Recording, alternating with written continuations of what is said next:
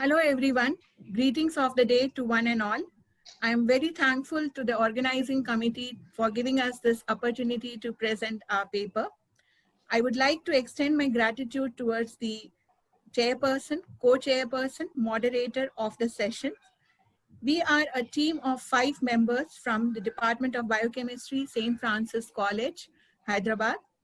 Three of us are students and 2 of us are faculty members.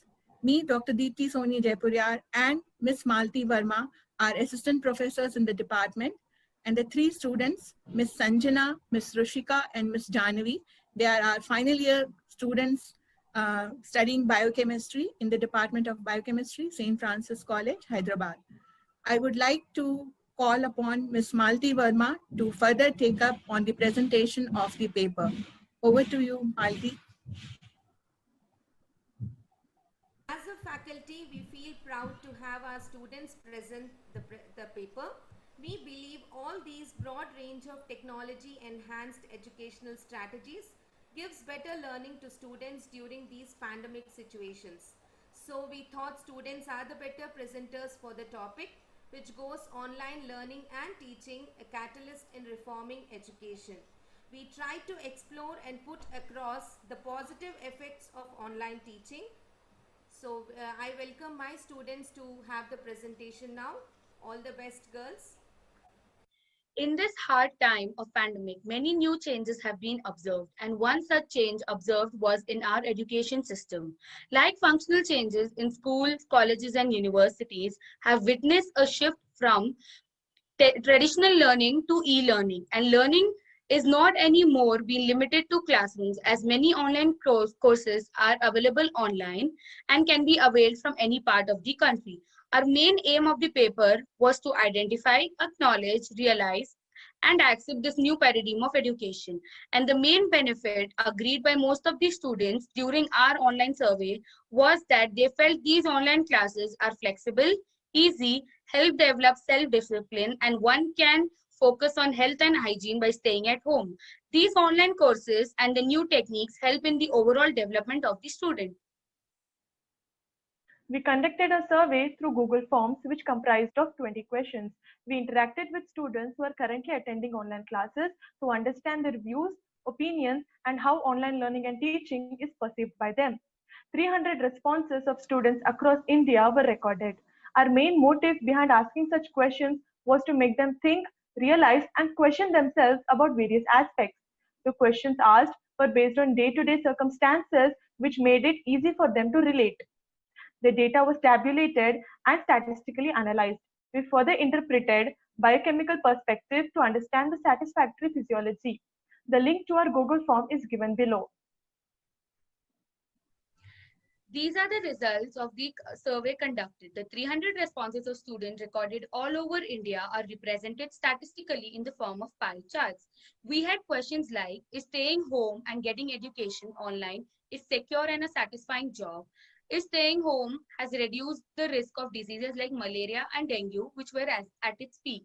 So here in the graph, we can see to the above graph, 63.8% students have agreed to the question, and in the below question, 80.9% students have agreed to the question. So here we can see that the frequency of people agreeing to our questions was really high, and the people who said yes is represented by the color blue. With computers and internet coming into existence in late 20th century, the new era of online learning had begun. Although it was limited to the IT industry, it has taken a pandemic for people to accept and get acquainted to it. Various methodologies and applications like Microsoft Office Word, Excel's, PPT, graphics have created a boon for e-learning niche. As advancement continues to occur in technology, increased number of students are having access to internet, thereby making online education the future of learning. E-learning methods are innovative. Plenty of tools available online can be used by educators to maintain human touch with their students in these times of pandemic. Brain-based learning strategies are efficient in understanding and learning of subjects. Brain-based learning strategies include the use of color, audio, images, video, and interactive quizzes. These help in secretion of certain chemicals in brain termed as neurotransmitters. Neurotransmitters like acetylcholine, serotonin, and dopamine play a huge role in learning as they make one curious about ideas and fuel the brain to think, read, learn, and also support long-term memory. Cost effectiveness has emerged as a great advantage of online learning and teaching. Traditional schools and colleges come with a certain kind of experience filled with dorms, big brick buildings, pools, etc., but all at a cost. On comparison, online education costs quite less, especially in today's economy where job losses and pay cuts are rampant. Students can avoid the cost of transportation and accommodation and hence can be assured that economic blows dealt during the pandemic will not compromise their education. Monsoon season brings in various diseases every year. Mosquito-borne diseases like malaria and dengue affect numerous, especially children and young adults who belong to the vulnerable category. However, staying at home is not only helping us to get education, but reduced migration can be seen as a way to reduce the spread of diseases like dengue and malaria. This pandemic has made us prioritize our needs. Our eating habits is one such example. As the access to junk food has become minimal, many are trying to channel their inner chef and make a healthier version of their junk food. Eating healthy has a positive impact on our mental and physical health. Research shows that eating healthy is linked to better memory, alertness, and faster information processing. Talking about fast information processing, artificial intelligence and technology has made data management much more easier for teachers and students. This way of giving weightage to assessment and evaluation has helped students to analyze their mistakes much more easily, and concept understanding has become much more clear. Road transportation and education. Earlier, road transportation and education went hand in hand, but now it is no longer a barrier. A major part of India's population is youth. By reducing our transportation, it has a positive impact on the environment on our health too. The release of harmful gases from automobiles has adverse effects on the environment like global warming and on our health like stress, nausea, respiratory ailments, and skin infections. This is an important aspect as in the future we should not be in a position where we are asked to choose between environment or our education. Our environment is necessary for us to live and our education is necessary for us to survive.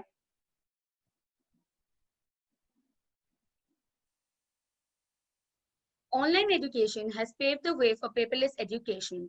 Every year, innumerable trees are cut down to print textbooks, question papers for schools, colleges, and universities. Opting online mode of education can slow down and reduce the usage of paper. As time goes on, both pollution and education will have exponential growth. Paperless education will become a boon to our forest. More demand of online mode will expand the already existing e-libraries and publishing houses to go online and thereby can be accessed by large number of individuals.